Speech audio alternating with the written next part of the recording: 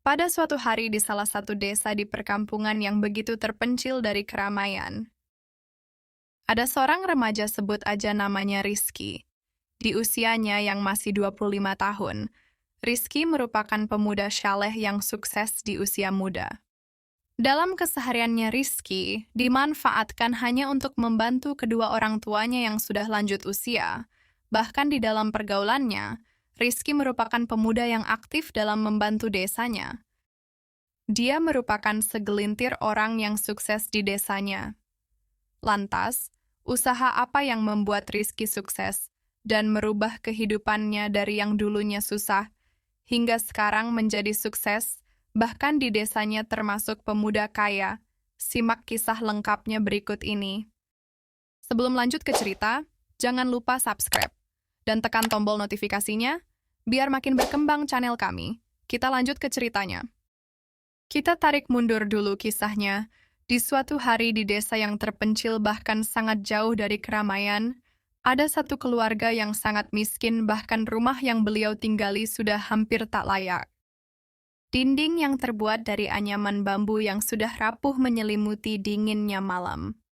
Angin malam yang masuk dari sela-sela anyaman bambu tak membuat terganggu untuk beristirahat di saat tubuhnya sudah capek menjalani kerasnya pagi hari. Keluarga miskin itu ialah orang tua Rizky. Ayah Rizky kesehariannya hanya mencari burung puyuh untuk dijual. Bahkan kalau ada tetangganya yang menyuruh untuk mencangkul sawahnya, beliau bersedia. Selagi itu bisa menghasilkan uang ujarnya. Sedangkan ibu Rizky kesehariannya mencabut hama rumput padi di sawah tetangganya. Bahkan kalau musim panen padi datang, ibu Rizky mencari sisa-sisa padi yang tercecer di tanah untuk menyambung hidup keluarganya. Rizky merupakan anak kedua dari dua saudaranya, kakak Rizky yaitu perempuan, dan adiknya laki-laki. Rizky hanya lulusan sekolah dasar dikarenakan kemiskinan yang membuat Rizky harus mengakhiri cita-citanya. Di usia yang masih dini, Rizky selalu peduli dengan kedua orang tuanya. Ketika usia Rizky menginjak 10 tahun, Rizky selalu membantu ayahnya. Rizky sering ikut mencari burung di tengah malam. Ayahnya sering menolak agar Rizky di rumah aja. Namun dikarenakan kepedulian Rizky untuk membantu ayahnya mencari uang. Ketika malam sudah larut, ayah Rizky menganjak pulang. Sesampainya di rumah pukul 12 malam, bahkan sampai jam 1 malam.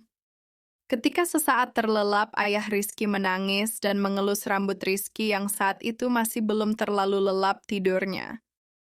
Rizky mendengar ayahnya berbisik sambil mengelus rambutnya, "Nak, kamu jangan jadi seperti ayah. Maafkan ayah yang tidak bisa membahagiakan kamu. Dan semoga Allah memberi pintu rezeki yang selebar-lebarnya," ujar ayah Rizky ketika itu. Mata Rizky seketika mengalir air mata sambil pura-pura tertidur. Semenjak kejadian malam itu, Rizky di usia 10 tahun sudah memikirkan bagaimana caranya membahagiakan kedua orang tuanya. Hari-hari berlalu, kini Rizky berusia 12 tahun. Dalam kesehariannya, Rizky bekerja mencari rumput dan menggembala kambing tetangganya. Rizky dikasih upah 25.000 dalam sehari, meskipun sedikit tapi bisa mengurangi beban kedua orang tua, ujar Rizky. Ketika malam tiba, Rizky selalu memikirkan kata-kata yang terucap dari ayahnya.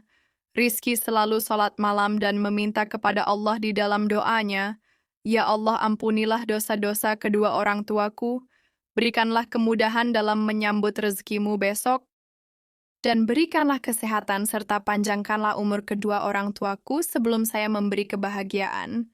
Dalam doa Rizky. Kini ayah Rizky berusia 50 tahun, sedangkan Rizky berusia 15 tahun. Suatu ketika Rizky seperti biasa menemani ayahnya mencari burung puyuh. Di tengah malam yang dingin, hati dan pikiran Rizky tidak karuan. Dia terlihat tidak fokus, sampai-sampai burung puyuh yang ada di depannya selalu terbang saat mau ditangkap. Sontak ayahnya bertanya, "Kamu kenapa? Jika kamu lagi sakit, mending kita pulang saja." Rizky menjawab, "Tidak apa-apa, ayah, hanya sedikit lagi." Tidak fokus. Dan berburu pun berlanjut seperti biasanya sampai larut malam. Pagi pun menjelang. seperti biasanya di suasana kampung yang udaranya masih sejuk, burung-burung berkicau, seakan menyambut indahnya pagi hari. Di pagi inilah berawal Allah mengangkat derajat keluarga Rizki. Ketika itu ibu Rizki menyuruh Rizki untuk ke pasar dikarenakan kakaknya sedang sakit. Rizki pun tidak menolak perintah ibunya. Berangkatlah Rizki ke pasar. Sesampainya di pasar, Rizki mendengar ibu-ibu yang sedang beli telur puyuh. Dari obrolan ibu-ibu pembeli tadi, Rizki pun timbul ide. Dan seketika itu, dengan rasa penasaran Rizki bertanya kepada pedagang telur puyuh itu, mendengar jawaban pedagang itu, Rizki dibuat lumayan kaget dengan harga telur puyuh itu. Lalu Rizki pun pergi meninggalkan pedagang telur puyuh tadi. Beberapa langkah kemudian Rizki melihat tokoh alat pancing. Rizki ingin membeli kail untuk memancing. Ketika itu Rizki melihat banyak jangkrik dan Rizki bertanya, "Itu jangkrik buat apa, Pak?" Pemilik toko pun menjawab, "Buat umpan memancing, Dek." Rizki pun bertanya lagi, "Emang berapa harganya, Pak?" Pemilik toko pun menjawab lagi, "Terserah berapa mau belinya." "Emang adek mau beli berapa?" ujar pemilik toko. "Maaf, Pak, saya cuma tanya aja," jawab Rizki. Di dalam perjalanan pulang dari pasar, dia sembari berpikir dan di dalam hati terucap kata, "Mungkin inilah jalan buat usahaku." Sesampainya di rumah, dia mengambil potongan bambu untuk membuat kandang dengan ukuran lebar 2 meter dan tinggi 1 meter. Dengan penuh semangat Rizki membuat kandang tersebut, lalu kedua orang tua Rizki bertanya, "Untuk apa kamu membuat kandang itu?" tanya ayahnya. "Untuk ternak burung puyuh, Ayah," jawab Rizki.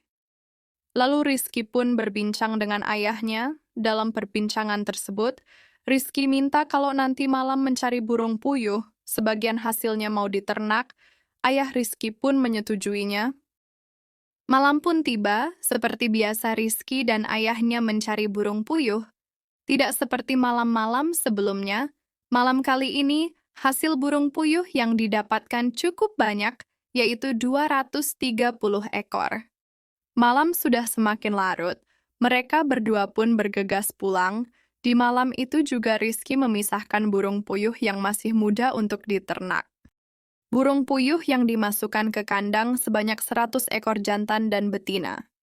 Malam berikutnya pun sama, Rizki memasukkan sebagian hasil buruannya ke kandang. Di dalam waktu 10 hari, burung puyuh di dalam kandang berjumlah 500 ekor. Seketika Rizki pun berencana untuk membuat kandang satu lagi yang lebih besar, karena kandang sebelumnya terlalu penuh untuk jumlah burung puyuh sebanyak itu. Besoknya, Rizki membuat kandang dengan ukuran yang lebih besar dari sebelumnya. Kandang tersebut ditaruh di belakang rumah dengan pagar keliling menggunakan bambu. Dengan penuh rasa semangat, setiap hari Rizki tidak pernah telat memberi makan burung puyuh tersebut. 2 bulan kemudian, satu persatu burung puyuh tersebut bertelur. Dari 500 ekor puyuh cuman menghasilkan telur 200. Jumlah itu masih sedikit, namun bagi Rizki itu adalah awal keberhasilan usaha pertamanya. Alangkah senangnya Rizki waktu itu, membuat dia tambah semangat lagi dan berencana untuk menambah burung puyuh untuk diternak.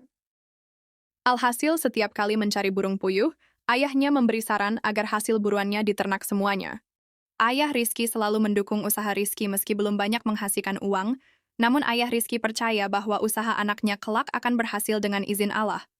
Dalam waktu 5 bulan, Rizki memiliki 1.500 ekor puyuh di kandangnya. Semuanya sudah menghasilkan telur. Dari 1 ekor puyuh bisa menghasilkan 5 atau 4 telur. Paling sedikit 3 telur. Perlahan-lahan penghasilan Rizki pun bertambah, bisa untuk mencukupi keluarganya. Tak sampai di situ, Rizki berencana untuk menyewa lahan kosong di belakang rumah milik tetangganya. Beruntungnya Rizki, tetangganya pun mengizinkan tanahnya disewa Rizki untuk berternak puyuh. Hanya bermodalkan pagar bambu untuk mengelilingi ternak puyuhnya, banyak tetangga Rizki yang mencibirnya, bahkan mengejeknya. Rizki sering mendengar ejekan tetangganya. "Ternak kok puyuh, mana hasilnya?" Ejek tetangganya. Namun Rizki tak menghiraukannya. malah membuat Rizky tambah bersemangat.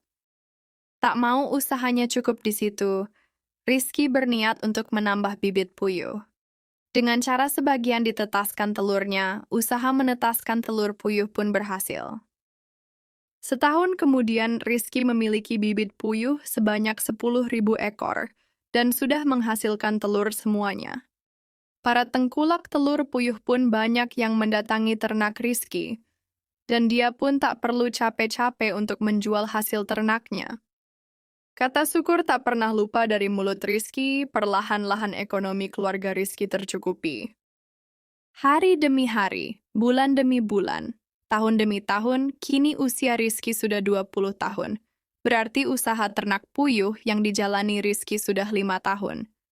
Dari hasil berternak burung puyuh selama 5 tahun, kini Rizky bisa membeli tanah milik tetangganya yang dulu disewa buat kandang.